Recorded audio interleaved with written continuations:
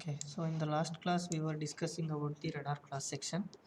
So these are the some of the examples of radar cross section at micro frequencies with the different the targets. Okay, so you can see here for different kind of targets with different shape and size. So these are the radar cross sections at micro frequencies. Okay, and also we have seen the measured radar cross section for the ship. Okay, which is having a maximum the shape and size which is having more and large.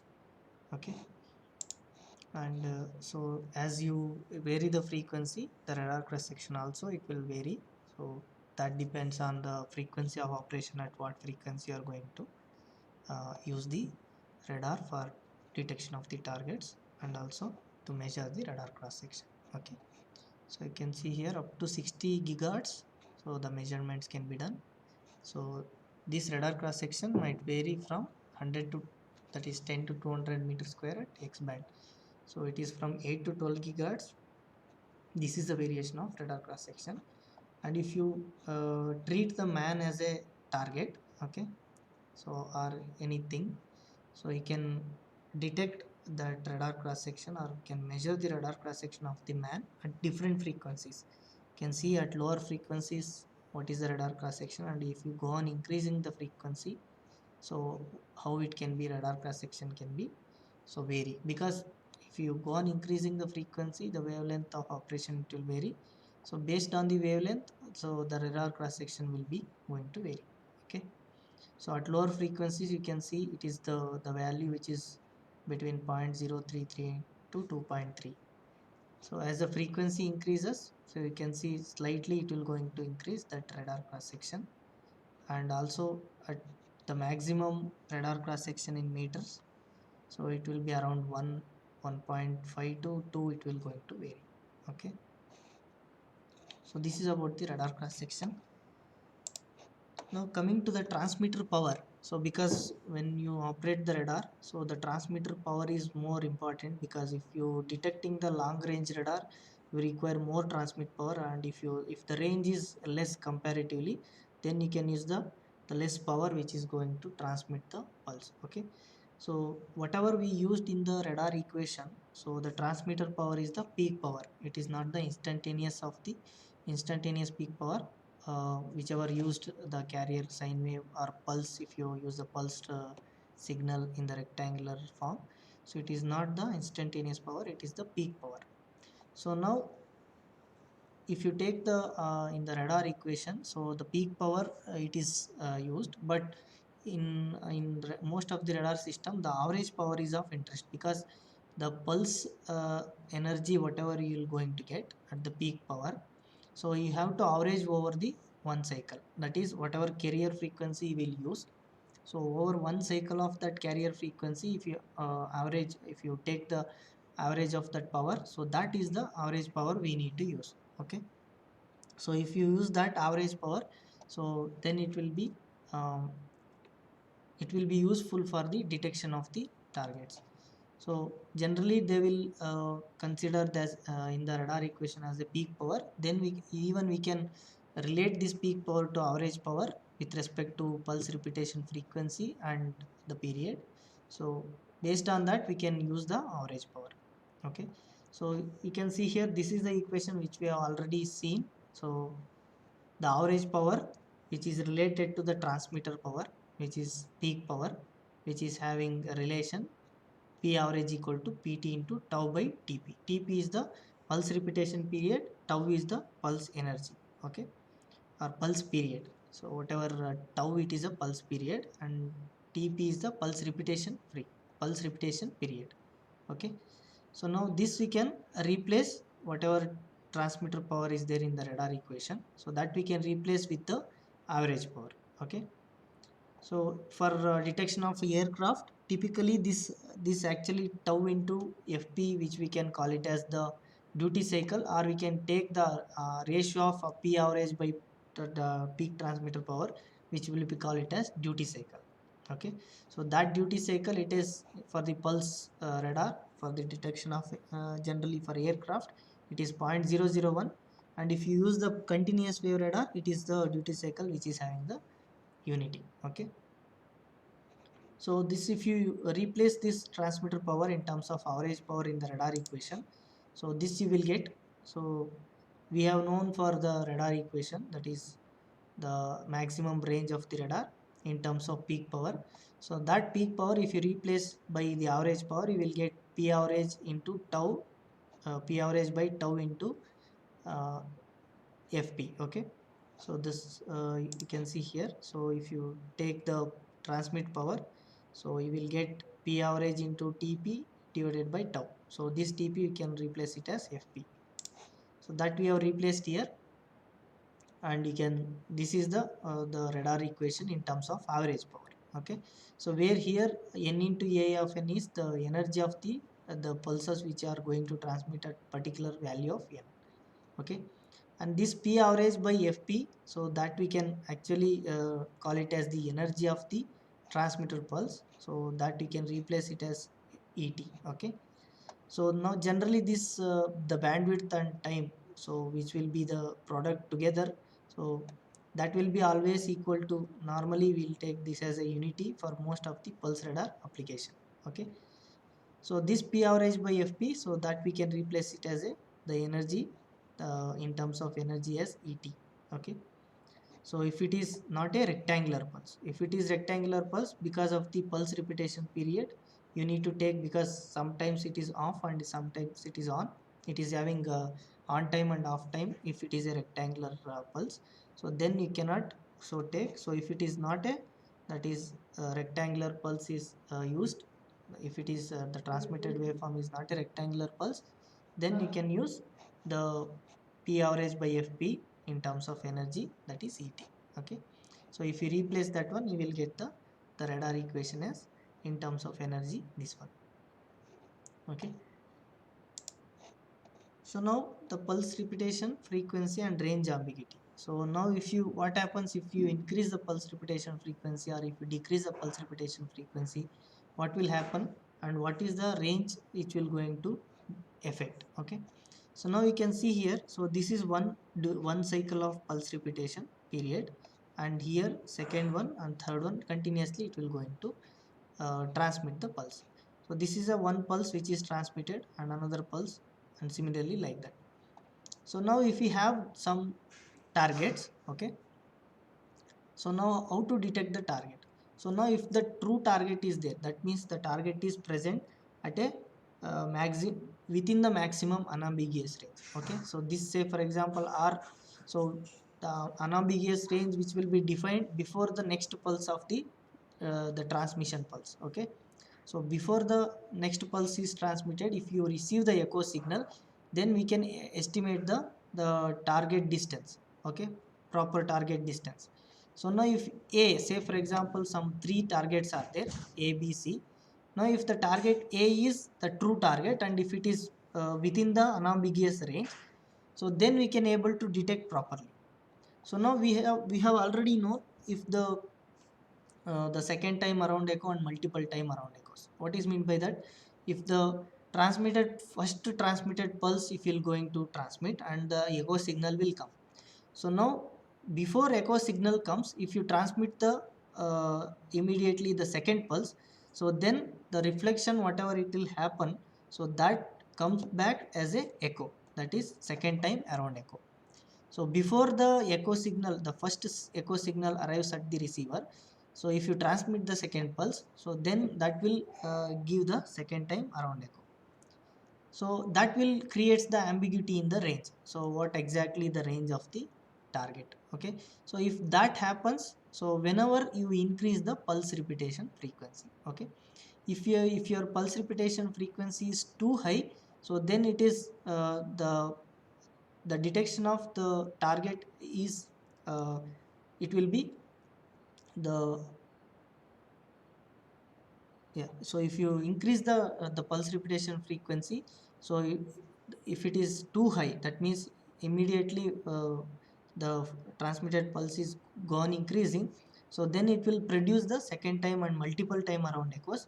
So that will be actually gives the erroneous range detection. Okay, so if say for example A, B, C are the targets which we can able to detect. So now if the pulse repetition frequency is too high, so then what will happen?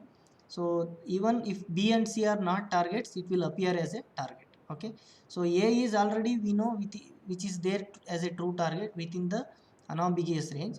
So that's why we can able to properly detect the target A. So if B and C are, if it is not the target also, if the pulse repetition frequency is too high, so then it receives as a the multiple time around echoes, and we cannot able to detect that the false detection will happen. So now how to get the B and C which is not properly as a target? So then you change the pulse repetition frequencies. So with continuously, if you go on changing the pulse repetition frequency, so if it is a true target, there is no variation in the target.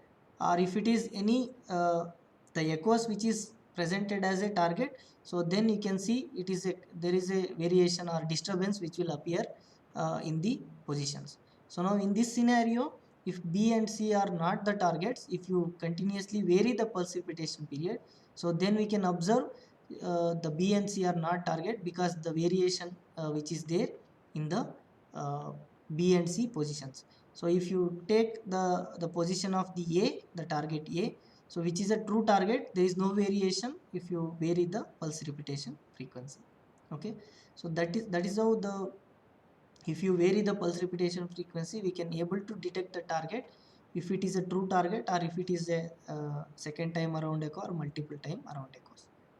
Okay, so the pulse repetition frequency is determined primarily by the maximum range at which targets are detected, and if it is too high, it is likelihood of obtaining target echoes from the long pulse transmission is increased. So if this the pulse duration, if you go on increasing, so then the pulse repetition period will reduce, but the frequency will going to increase. Okay, so the second time around echoes and multiple time around echoes results in erroneous and confusing the range measurements. So that is what, as I said, so if the pulse repetition frequency is high, that means the pulse whatever you're going to transmit, it is repeated very less time, so then the range confusion will come and multiple time around echoes will not give the proper range detection. So for that, so in order to resolve that, so if you go on vary the pulse repetition frequency, okay, so for a different durations, then we can able to we can see that the proper if it is a proper target, then we can able to detect, otherwise it is the variation we can able to see.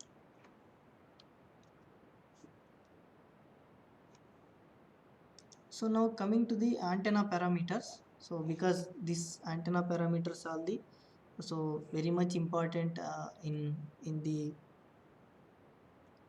transmitter as well as the receiver for the detection of the range. So now almost all the radars, whatever whether it is a continuous wave radar or pulsed radar, so all the radars which will be used directive antennas either for transmission or reception. So what is meant by directive antennas? So it will be having the more gain or more directivity. So what is directive antenna? If the antenna has the directivity which is comparatively more and which is compared to the isotropic antenna. So isotropic antenna in the sense, if it is, say for example, if the antenna which radiates in the all direction, that is, so the radiation which will come in all the direction, and the directive antennas with respect to that radiation in all direction, it will give properly the radiated energy in the only one particular direction. Okay,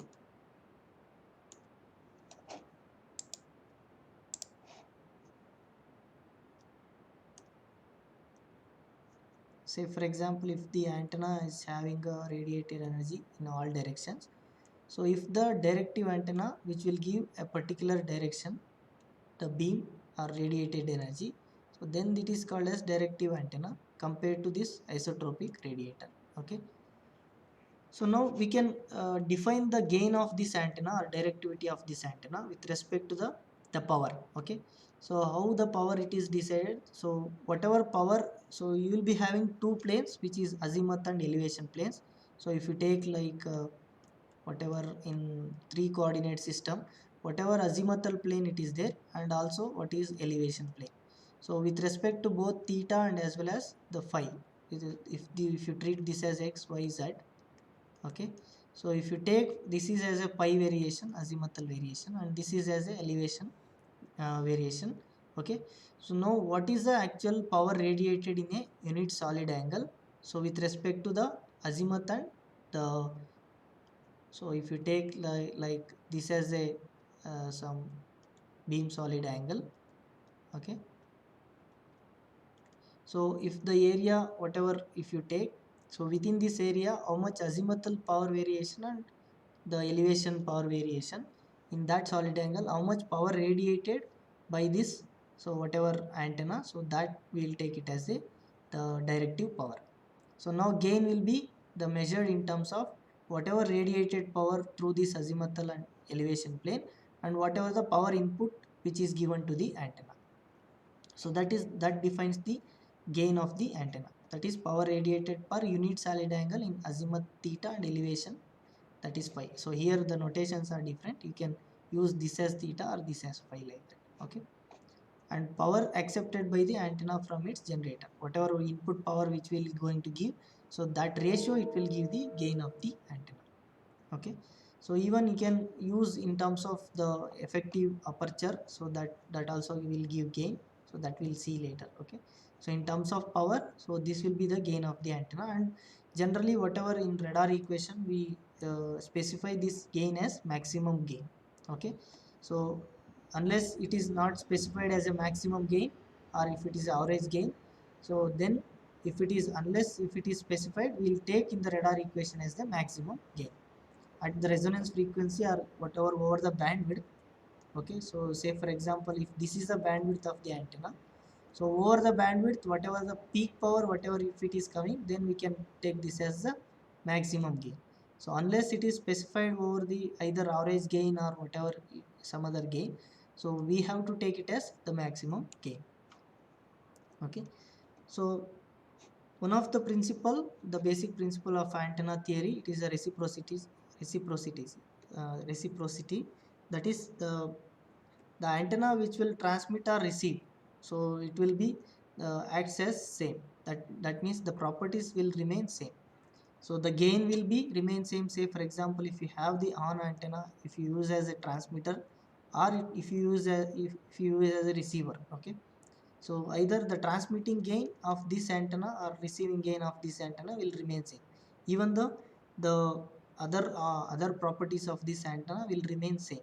That means this antenna possesses the reciprocity whenever if you use as a transmitter or if you use as a receiver, okay.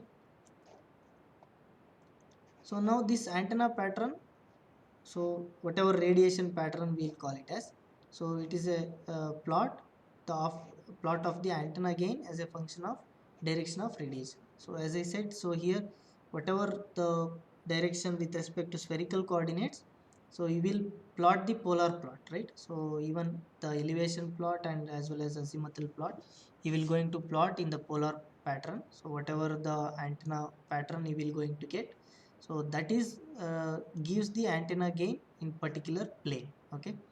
And even in 3D we can get the absolute gain of the antenna, okay. So now in generally, so in order to detect the targets, so we'll use different types of the antenna beams, okay. So one is called as pencil beam and another one is called as fan beam.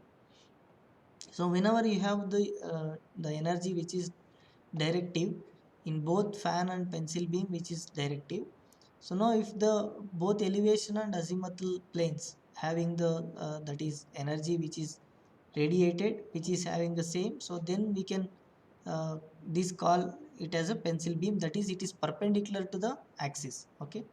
So if it is the one plane is having less beam width and another plane is having more beam width, so then we can call it as the fan beam, okay. So in pencil beam, so most of the that is both the planes which is having the beam width which is equally, almost it is approximately equal. Okay, so now these pencil beams are commonly used so to measure the continuous angular position of the target. Say for example, if you have the target which is there here. Okay, so if you have a target here, okay, so now if you have a radar here, okay, so now if you want to detect the target position, so exactly, so even if it is moving, so then you will use this continuously to scan this radar, you will use the pencil beam. Okay, if you want to continuously uh, monitor the angular position of the target, you will use the pencil beam. So both in azimuth plane as well as the elevation plane. So now, so taking examples like, so these pencil beams can be used in the weapons or missile guidance of the systems where the target is tracked. Okay, so whatever, if you send the weapon to some particular target to destroy, so that exactly it will follow that target and it will uh, take that exactly the position of the target and it will follow the target. Okay, so in those type of the applications, the pencil beam will be used, so where it will continuously monitor the target. Okay, so a narrow beam can search a large sector or even a hemisphere, so it is not always desirable. That means, so if you take a narrow beam and if it is the searching area is more, so then the narrow beam will continuously scan the complete hemisphere. That means whatever, if you have the complete scan, so say for example, if your radar is here and if your beam is like this, and if you want to continuously search complete the search area, if it is large, so then we cannot use always this pencil beam. So instead of this, we can use the fan beam, because so in one plane it is having a less beam width and another one it is having a more dimension or more beam width, so that we can easily scan the total area which will be cover, we can cover the large area. Okay, so that's why, so for the scan time, this pencil beam for the large sector or hemisphere kind of thing, so this will be not desirable. So operational requirements place a restriction on the maximum scan time. That means, so whatever the scan time means, so whatever the beam which will going to scan at this position, and if it is go on scanning at this point, and again what is, it will come back to the same position, so that is actually the scan time. Whatever the time required for the beam to scan some point of the target, and it will go on taking the time to the scan the targets, so within this area, and it will come back to the same place, so that is called as the scan time. Okay, so that will place a restriction on the maximum scan time. So that's why even in this type of situation where the area is maximum, so instead of pencil beam, the fan beam will be used, because so it will be having one dimension which will be having more uh, the beam width, and another one it is having less beam width.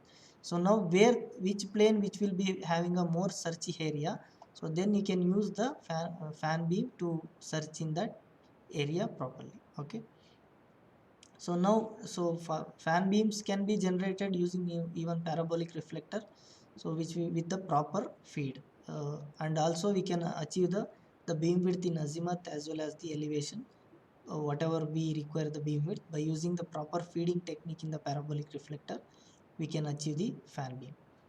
So now, the rate at which this fan beam antenna may be scanned is a compromise between the rate at which target position information is desired, that is data rate, and the ability to detect weak targets. That means if you scan the targets, okay, so if this, the scanning time is, if it is taking more, so then the beam it is going slow.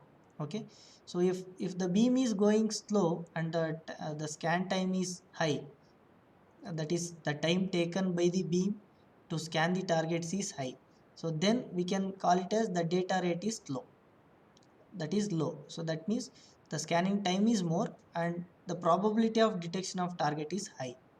So now if the scan time is fast, that means data rate is high, so then we can probably the weak detection we cannot able to detect, so only the stronger targets we can able to detect. That means the probability of detection is, so it will be less. Okay, so that is the actual compromise between the data rate and probability of detection. If you go fast, the beam and the scan time will be less, but the probability of detection will be weak. And if the scan time is high and the beam is going slow, and the probability of detection is high. So you, whatever the scenario or application requires, you need to do that, so whether it is fast scanning or slow scanning. Okay, so in practical the scan rates so of the radar varies from 1 to 60 rpm, that is 60 rotations per minute, or 5 to 6 rpm being a typical for long range surveillance. That means if the range is long, so then we can just take 5 to 6 rpm, that is rotations per minute. So the beam will going to rotate 5 rotations per minute or 6 rotations per minute for the long range surveillance. Okay, so the coverage of simple fan beam usually inadequate for targets at high altitudes. That means if the target altitude is high, okay, so this, the coverage may not be uh, uh, adequate, so for the simple fan beam. So now how to reduce this, the how to overcome this? So by using the pattern of the antenna radiation pattern, we can change that antenna radiation pattern so that the coverage can be also possible in the fan beam.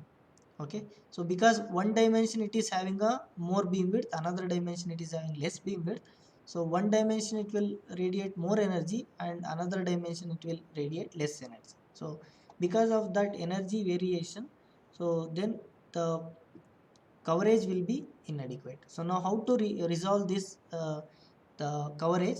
So to modify the antenna pattern again. So now what is the pattern it is required to radiate more energy in the higher altitudes? So it is one type of the pattern which is called as cosecant squared pattern. Okay, so if you take the fan beam which is having the radiation pattern shape which is proportional to cosecant square pattern. Okay, so in the elevation angle where the beam width is less, then we can able to resolve this problem, which is the coverage of area. Okay, so that whatever the gain which is proportional to this cosecant square pattern. So now where this maximum, the phi is the maximum angle and phi naught is the minimum, so then it will vary between these two angle. Okay, so now this pattern applies to airborne search radar observing ground targets as well as the ground based radars observing the aircraft targets. Now if you are using the radar as a the ground based radar, then it is useful for the detection of target in the detection of aircraft targets. Or if you use the radar in the aircraft, it will be used for the uh, to detect the ground based targets. Okay, so now if you incorporate this cosecant square pattern in the so equation, so then we can how much power it is required for this pattern uh, to detect the proper targets. So the cosecant squared antenna may be generated by a distorted section of the parabola. So this one method we can adopt by using parabolic reflector, so with properly design of feeds. So this cosecant squared pattern we can obtain from the parabolic reflector with the proper feeding technique, that is using the multiple feed horns. So whatever so different kinds of parabolic reflector are there, like corner reflector, offset parabolic reflector, and even other types also there. Like, so by properly using the horn, that is feed horn at the focal point wherever it is desired, so this cosecant square pattern when we can so achieve. Okay, and also it can be generated not only parabolic reflector, you can generate using the array antenna also. So by properly placing the antenna individual antenna elements, you can properly obtain the amplitude and phase of the far field pattern, so that you can get the cosecant squared pattern. So now if you this antenna pattern, whatever we obtain which relates the gain of the antenna, so that we can incorporate into equation to find out the radar range. Okay, so this cosecant square pattern, if you incorporate in the radar equation, so then, so if you take only the cosecant square pattern at the particular angle, okay, at phi angle, so only you can take this, and all other if you treat it as a constant k1. Okay, so with respect to range, then we can write the received power, which is equal to k1 into cosecant power 4 pi by r power 4. So now if the radar range is independent of altitude, okay, so if it is independent of altitude, so then we can write this, the cosecant square 4 pi by r power 4 by whatever the height of the radar, that is radar target, which is the altitude. Okay, the altitude of the target, which is represented by the h. Okay, so that we can represent this ratio as a h power 4, that is cosecant 5 by r we can represent it as a h. So that will be give the another equation, which is k1 by h power 4. We can treat that as a constant k2. So now you can see the equation, so we can say that it is independent of the wavelength and all. Okay, so even though if it is independent of wavelength, so even we can detect the power with respect to this altitude. Okay, so the power received from antenna with a cosecant square pattern is not truly independent of range, so because of the simplifying assumptions, because even the lambda, all other parameters we are assuming for simplification, so that's why it is not truly independent, so even it is dependent. And also the gain, so whatever we used here by using cosecant square pattern, so this pattern is arrived with respect to either you can use array type of pattern or parabola. So the gain also can be related to the area of the whatever effective area of the antenna. So that effective area we can calculate by using the equation which will be given here. Okay, so again this cosecant squared pattern, whatever the radiation pattern of the antenna, so used for the ground based radar, which is 2 dB less than if the fan beam were generated by the same aperture. That means if you use the antenna which will be for the ground based radar, normal antenna, that is which we don't have the fan beam, so if you use that antenna which will be generally 2 dB less than, so if a fan beam were generated by the using same aperture. If say for example one antenna which is generated about 20 dB gain, so using the physical aperture or diameter of some around 100 10 meter square, 10 meter, if the fan beam is generated, so by using the same aperture, so generally it will be 2 dB less. Okay, so that it is depends on the aperture size. So you can see here the gain equation which you know, so it is related with respect to the physical aperture and aperture efficiency. Okay, so this is actually A is the physical aperture and rho is the aperture efficiency. So that together it is giving the effective aperture of the antenna. So then gain will be equal to 4 pi AE by lambda square. So now the typical reflector antenna, so with the parabolic shape, if you take the paraboloid reflector, which will produce the beam width approximately this much, so theta equal to 65 lambda by L.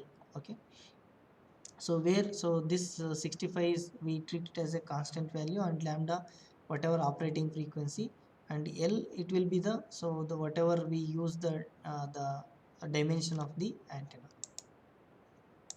So this reflector we can get the approximate the beam width of the antenna by using this equation. Okay, so now this about the pattern and the beam width, how we can use to achieve the large coverage using the fan beam. So if you generate the fan beam by using the antenna, and you can use different kind of the design to get the fan beam, either you can use parabolic reflector or you can use the the array antenna to produce that fan beam, and also to uh, get the more energy in other dimension which is there in the fan beam. So that method we can use it as the pattern we can reconfigure, or we can get the cosecant square pattern to overcome that the less radiated energy in the some in other dimension which is having the less beam width. Okay, so that is about the fan beam and pencil beam where the application requires. So we can use that kind of beams where we can actually application dependent. So now coming to the one important type of the radar, so which we discussed earlier, it is a pulsed radar.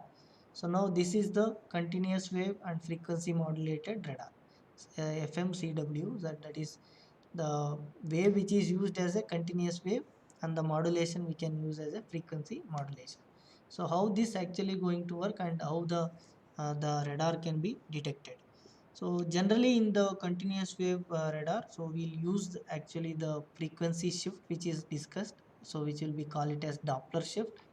So by using the Doppler shift, which is change in the frequency when the target is moving. So then by changing, or by detecting that frequency shift of the target, so then we can able to detect the target.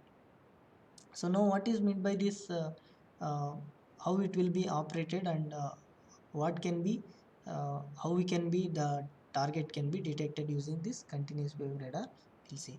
So now in the presence of the objects, or whatever stationary objects which is placed, so even with respect to that, whatever the moving objects also we can be detected by using this continuous wave radar.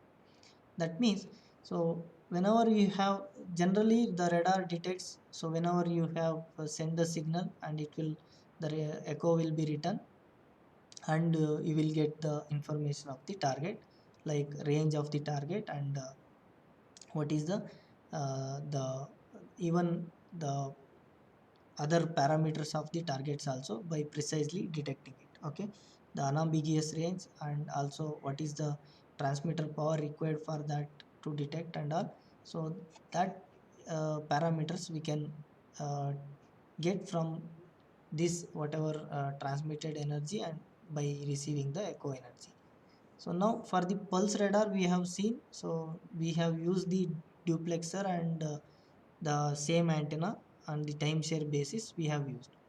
So even for the continuous wave also we can use that, but some of the problem persists. So we'll see what is the problems which will happen in the continuous wave radar if you use the duplexer, and that is the duplexer. Okay, so now the echo signal, so it not only detects the presence of the targets and also its range. So as we discussed in even pulse radar also, even the continuous wave radar also, it will detect the range as well as the presence of the target. So now for the presence of this the target, so that depends on the threshold what we going to set, even if it is in the continuous wave case also. So now the radar transmitter may be operated continuously rather than pulse, because if it is continuous wave means the transmitter which will be always has to transmit continuously the signal. Okay, and how we can able to separate the echo signal? So by using some techniques, either we can use the transmitters and receiver separately, and we can separate the transmitter signal and received echo signal, or you can use some other techniques like hybrid junctions you can use, circulators you can use, or magic T, any other type of hybrid junctions you can use, and you can able to separate the transmitted energy and received echo energy. Okay, so now the feasible technique for separating the received signal from the transmitted signal when there is a relative motion between radar and target is based on the recognizing the change in the echo signal frequency caused by the Doppler effect. So whenever you have the change in the frequency, that is whatever you transmit the signal which a particular frequency, and change in the whatever received signal change in frequency, which can able to detect the motion, relative motion of the even with respect to radar, the target So if the even there are two situations where the at the ground the radar is observer is oscillating or moving, or if the observer is fixed, then the target is going to move. So both the cases we can able to see the Doppler effect and Doppler that is shift in frequency, and we can able to detect the target. Okay, so that is the technique. So use the frequency shift or Doppler effect can be able to detect either the observer is moving position and the target is stationary, or if the target is moving and the observer is stationary. So both the cases we can able to detect the target by using this frequency shift. Okay, so as I said, so the source is in oscillation or observer is in oscillation, we can use this Doppler effect to find out the target. Now we can see, so whenever you have the target which is at the range r, okay, so at the operating wavelength, so this wavelength depends on the phase generally. So the one period that is 2 pi variation, that if the phase of 2 pi, the one uh, whatever transmitted signal which is from radar to the target, so that phase variation with respect to the wavelength depends on the phase variation of one cycle 2 pi. So then if it is the radar which receives the echo signal, then it will be having the two-way path length, which will be considered it as 4 pi r by lambda. So that will be the range which we can able to get of the from the echo signal. So if you take that as a the variation in the frequency with respect to two-way path difference, so then we can define the Doppler angular Doppler frequency as 2 pi fd, so which is equal to the phase variation with respect to time, because whenever you transmit it will take some time, and whenever you the echo signal will receive, it will take some other time. So this phase variation with respect to time, so that d phi by dt, which we can call it as the angular the Doppler frequency, so that we can define it as like this. And the phi, so as I said, the phase variation, so it is with respect to range, it is 4 pi r by lambda. So the two-way variation 2 pi r by lambda for from radar to target, and from target to radar it is again 2 pi r by lambda. So that totally we can get it as 4 pi r by lambda. So now this phase we can replace it as 4 pi r by lambda. So now this range is, so variation of this displacement that is moving, whatever the target is moving, the displacement which is happening, that is the decides by the range value, because the range will going to take different value when the target is in relative motion. So when this range is varying with respect to time, then we can call that as relative velocity of the target. So that we can relate to the velocity and the Doppler angular frequency or Doppler frequency, which is given by 4 pi Vr by lambda. So now this Doppler frequency, so we can take this relation, and if you equate this 2 pi fd to 4 pi Vr by lambda, so then we can get the Doppler frequency in terms of relative velocity of the target, that is given by 2 Vr by lambda. And lambda, it is, if you can take it as a free space wavelength, so then we can or this lambda is a transmitter frequency. If you take what is the transmitted frequency, so with respect to the transmitted frequency, that the lambda can be defined it as f naught by c. So 1 over lambda we can treat it as f naught by c. This f naught is the frequency of the transmitted signal. So then the Doppler shift with respect to transmitted frequency we can get from this equation. Okay, so then you can modify whatever c by 2, so we can get, or we can 2 Vr, so the with respect to the speed of the light c, which is the velocity of light, so we can substitute this, and we can get with respect to the lambda. So this 1.03 Vr by lambda, so this Doppler shift with respect to uh, okay, so this,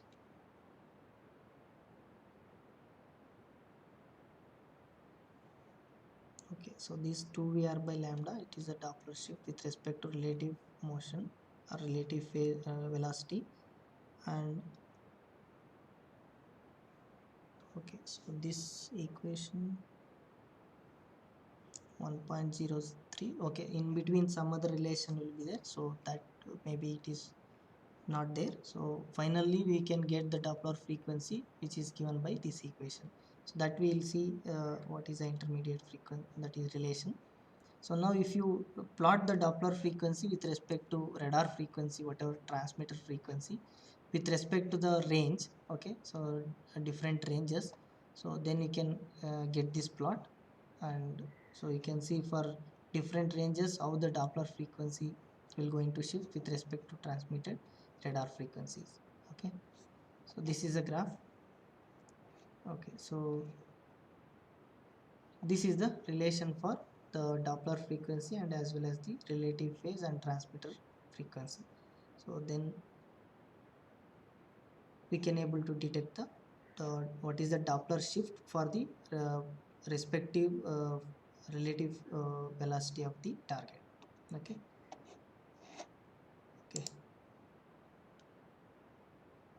Okay, so we'll stop here and we'll continue in the next class.